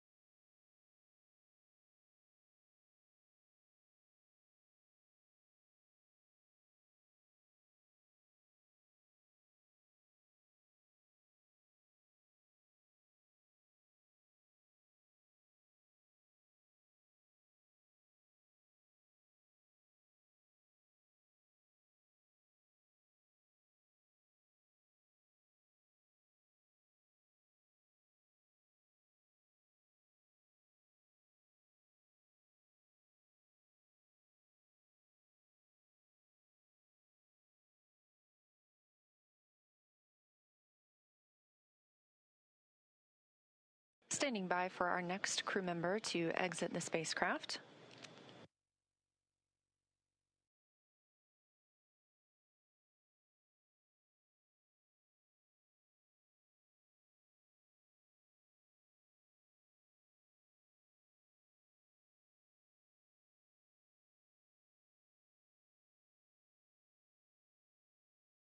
That's NASA astronaut Zena Cardman, wrapping up her first mission to space, commander of the Crew-11 spacecraft.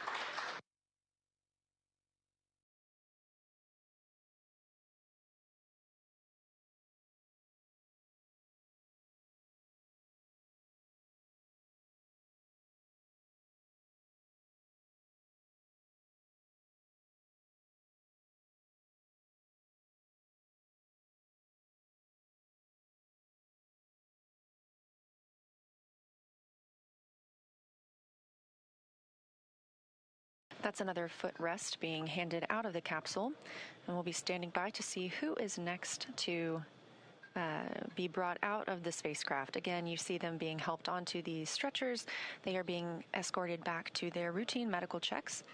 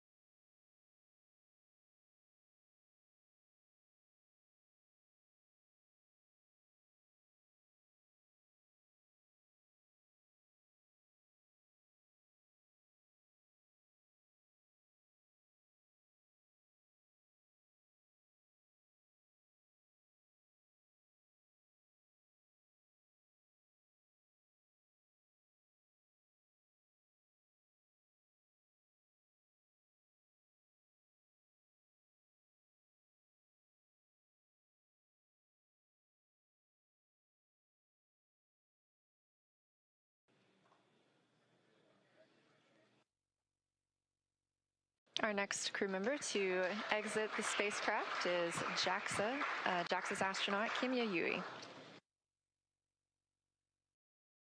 Yui just reached the milestone of 300 days in space across 2 missions.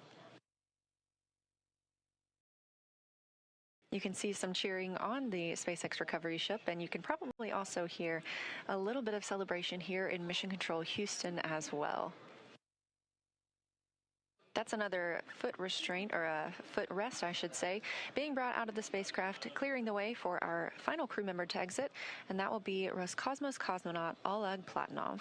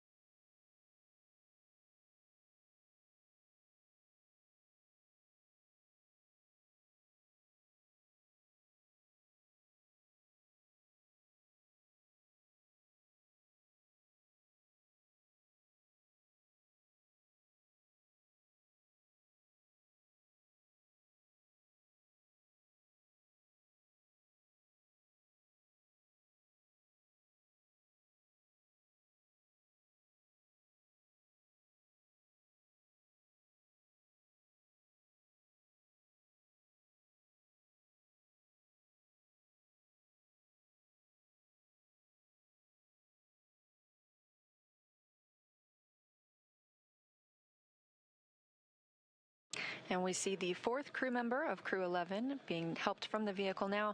That is Roscosmos cosmonaut Oleg Platonov, also wrapping up his first mission to space.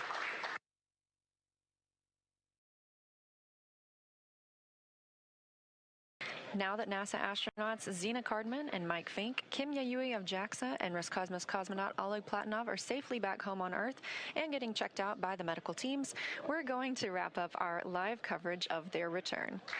This crew's journey concludes following a launch on August 1st, 2025, aboard a Falcon 9 rocket to the International Space Station.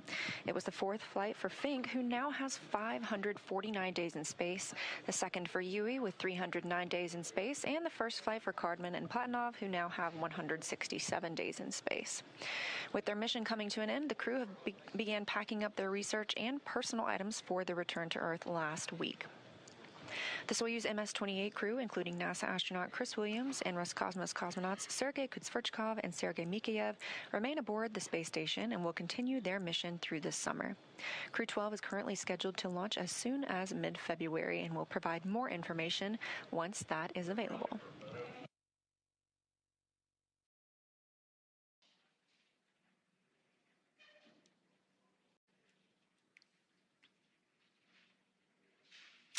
Great news for Crew-11. They are home.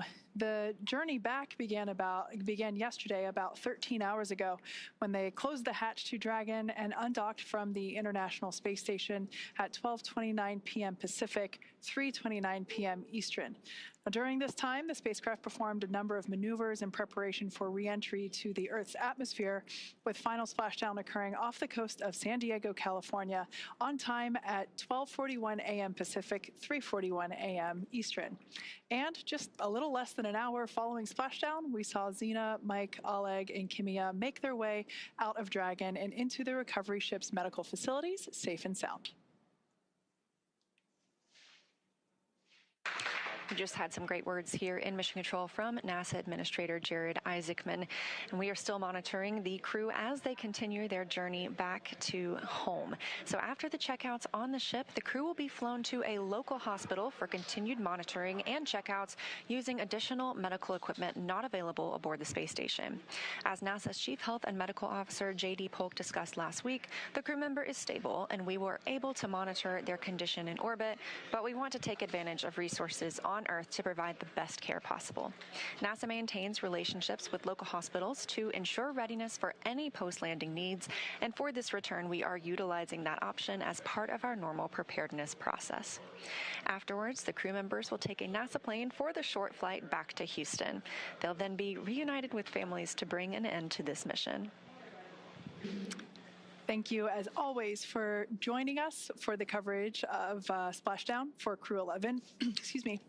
Remember to follow SpaceX on X and NASA Online on social media for updates. Pardon me. Here we go. For updates for the very latest on crew and cargo flights to and from the International Space Station. That's it for us here at SpaceX Hawthorne. Go Dragon and go Crew-11.